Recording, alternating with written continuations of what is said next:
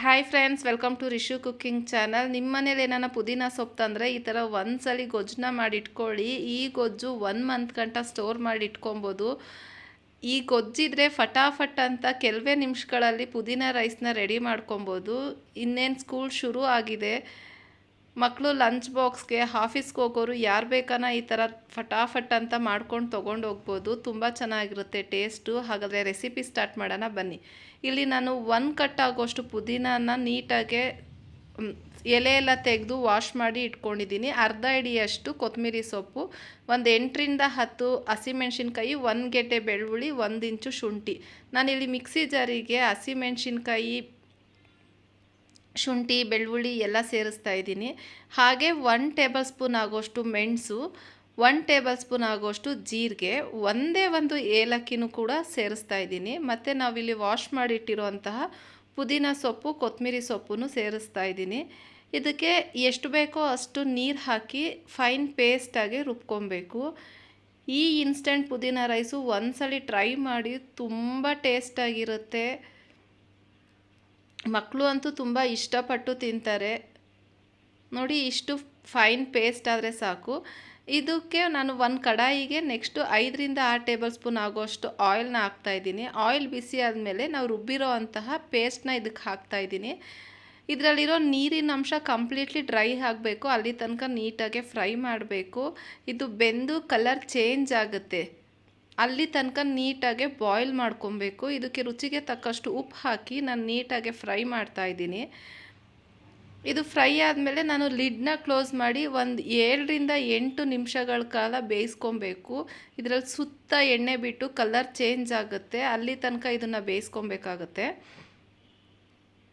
ನೋಡಿ, 7ರಿಂದ 8 ನಿಮಿಷ ಆದಮೇಲೆ ತೋರಿಸ್ತಾ ಇದ್ದೀನಿ. ಸುತ್ತ ಎಣ್ಣೆ ಎಲ್ಲ ಎಷ್ಟು ಚೆನ್ನಾಗಿ ಬಿಟ್ಟಿದೆ. ಕಲರ್ ಕೂಡ ನೋಡ್ತಾ ಇರ್ಬೋದು, ತುಂಬ ಚೆನ್ನಾಗಿದೆ.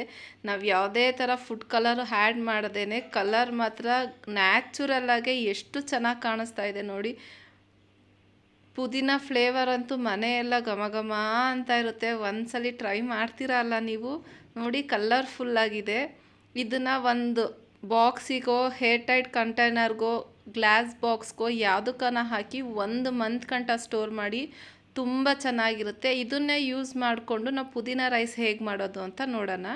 ನೆಕ್ಸ್ಟು ಒಂದು ಕಡಾಯಿಗೆ 5ರಿಂದ 6 ಟೇಬಲ್ ಸ್ಪೂನ್ ಆಯಿಲ್ ಹಾಕಿ, ಅರ್ಧ ಟೇಬಲ್ ಸ್ಪೂನ್ ಸಾಸಿವೆ ಚಿಟಪಟ ಅಂದಮೇಲೆ ನಾನು 2 ಮೀಡಿಯಮ್ ಸೈಜ್ ಈರುಳ್ಳಿನ ಸಣ್ಣದಾಗಿ ಕಟ್ ಮಾಡಿ ಸೇರಿಸ್ತಾ ಇದ್ದೀನಿ. ನಾನಿಲ್ಲಿ ಒಂದು 4 ಜನಕ್ಕೆ ಆಗೋಷ್ಟು ಮಾಡ್ತಾಯಿದ್ದೀನಿ. ದೊಡ್ಡವರಾದರೆ ಒಂದು 3 ಜನ ಅಷ್ಟು ತಿನ್ಬೋದು. ಈರುಳ್ಳಿ ಫುಲ್ ಕಲರ್ ಚೇಂಜ್ ಆದಮೇಲೆ ನಾನಿಲ್ಲಿ ಸ್ವಲ್ಪ ಕರಿಬೇವಿನ ಸೊಪ್ಪು ಹಾಕಿ ಫ್ರೈ ಮಾಡ್ತಾಯಿದ್ದೀನಿ.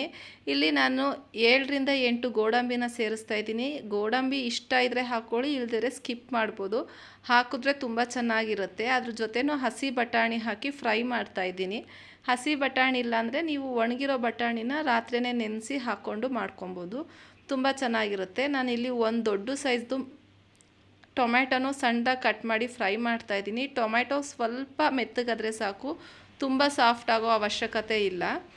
ಇದಕ್ಕೆ ನಾನು ರುಚಿಗೆ ತಕ್ಕಷ್ಟು ಉಪ್ಪು ಹಾಕಿ, ನಾವು ಪುದೀನ ಗೊಜ್ಜಿಗೂ ಉಪ್ಪು ಹಾಕಿರ್ತೀವಿ, ನೋಡ್ಕೊಂಡು ಉಪ್ಪು ಹಾಕ್ಕೊಳ್ಳಿ. ಇದಕ್ಕೆ ಎಷ್ಟು ಬೇಕೋ ಅಷ್ಟು ಉಪ್ಪು ಹಾಕಿದ್ರೆ ಸಾಕಾಗುತ್ತೆ. ನೆಕ್ಸ್ಟು ನಾವು ಮಾಡಿಟ್ಟಿರೋ ಅಂಥ ಇನ್ಸ್ಟೆಂಟ್ ಪುದೀನ ಪೇಸ್ಟ್ನ ಇದಕ್ಕೆ ಹಾಕಿ ಫ್ರೈ ಮಾಡ್ತಾಯಿದ್ದೀನಿ. ಇದಕ್ಕೆ 1-2 ನಿಮಿಷ ಫ್ರೈ ಮಾಡಿದ್ರೆ ಸಾಕಾಗುತ್ತೆ, ಜಾಸ್ತಿ ಫ್ರೈ ಮಾಡೋ ಅವಶ್ಯಕತೆ ಇಲ್ಲ.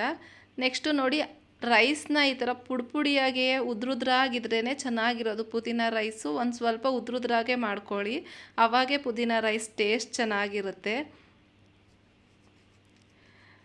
ರೈಸ್ ಹಾಕಿ ನೀಟಾಗಿ ಮಿಕ್ಸ್ ಮಾಡಿದ್ರೆ ಫಟಾಫಟ್ ಅಂತ ಇನ್ಸ್ಟೆಂಟ್ ಪುದೀನ ರೈಸು ತುಂಬ ಟೇಸ್ಟಿಯಾಗಿ ರೆಡಿ ಆಗುತ್ತೆ.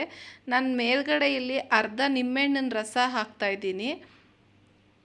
ನಿಂಬೆಹಣ್ಣು ರಸ ಹಾಕೋದ್ರಿಂದ ತುಂಬ ಚೆನ್ನಾಗಿರುತ್ತೆ. ಉಪ್ಪು, ಹುಳಿ, ಖಾರ ಎಲ್ಲ ಪರ್ಫೆಕ್ಟ್ ಆಗಿರುತ್ತೆ. ಪುದೀನ ರೈಸು ತುಂಬ ಚೆನ್ನಾಗಿರುತ್ತೆ. ಒಂದ್ಸಲಿ ಟ್ರೈ ಮಾಡಿ. ವಿಡಿಯೋ ಇಷ್ಟ ಆದರೆ ಪ್ಲೀಸ್ ಲೈಕ್ ಮಾಡಿ, ಶೇರ್ ಮಾಡಿ, ಕಮೆಂಟ್ ಮಾಡಿ. ಇನ್ನೂ ನನ್ನ ಚಾನಲ್ನ ಯಾರನ್ನೋ ಹೊಸ್ದಾಗಿ ನೋಡ್ತಾ ಇದ್ದರೆ ಪ್ಲೀಸ್ ಸಬ್ಸ್ಕ್ರೈಬ್ ಮಾಡ್ಕೊಂಡು ನೋಡಿ. ಇದೇ ಥರ ಸಿಂಪಲ್ ಆ್ಯಂಡ್ ಟೇಸ್ಟಿ ರೆಸಿಪಿಯೊಂದಿಗೆ ಮತ್ತೆ ಸಿಗ್ತೀನಿ. ನಿಮಗೆ ಸಿಂಪಲ್ ಆ್ಯಂಡ್ ಟೇಸ್ಟಿ ರೆಸಿಪಿಗಾಗಿ ರಿಶು ಕುಕ್ಕಿಂಗ್ ಚಾನಲ್ನ ವಾಚ್ ಮಾಡಿ. Thank you for watching. Bye.